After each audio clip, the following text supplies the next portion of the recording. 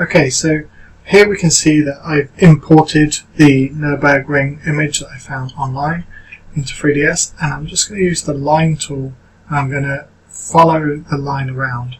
And I'm going to start from the start of the track because that just makes sense to me.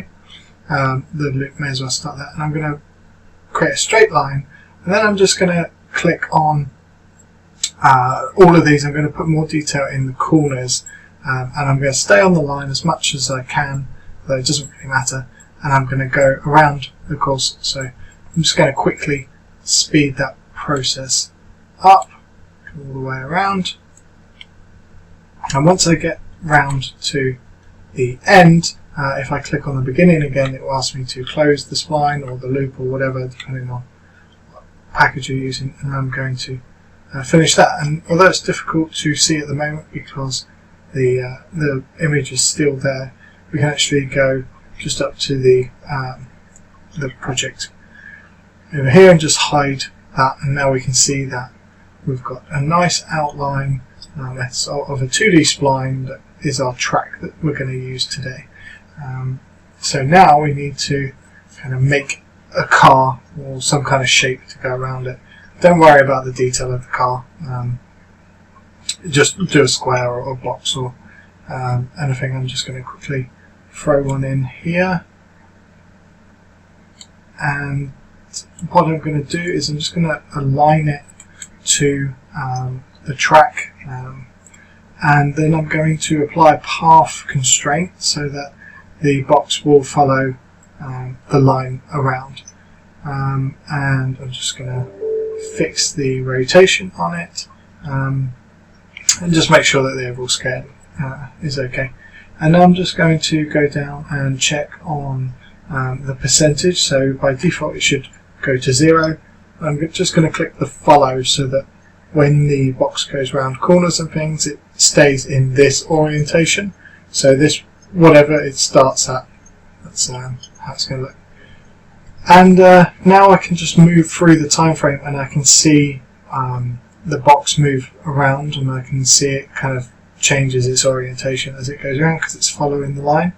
So that's all fine. But obviously we have quite sort of not enough frames, so I'm going to increase that, and that will give us a smoother movement. So obviously the entire track is divided by the amount of frames. I'm just going to move this up there,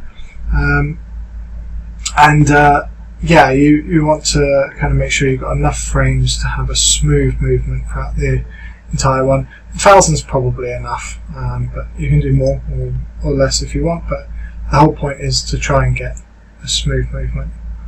So I'm just going to let that go through there, and now what I want to do is I actually want to divide up the keyframes and space them so that I can mimic acceleration and deceleration, and the way in which I'm going to do that is by spacing them either closer or further apart. So the less frames that you use to cover maybe 1 or 2% of the path, then the faster the box will move in those parts. And then when it gets to the corner, you might want it to break, so you might use more frames to cover those percentages.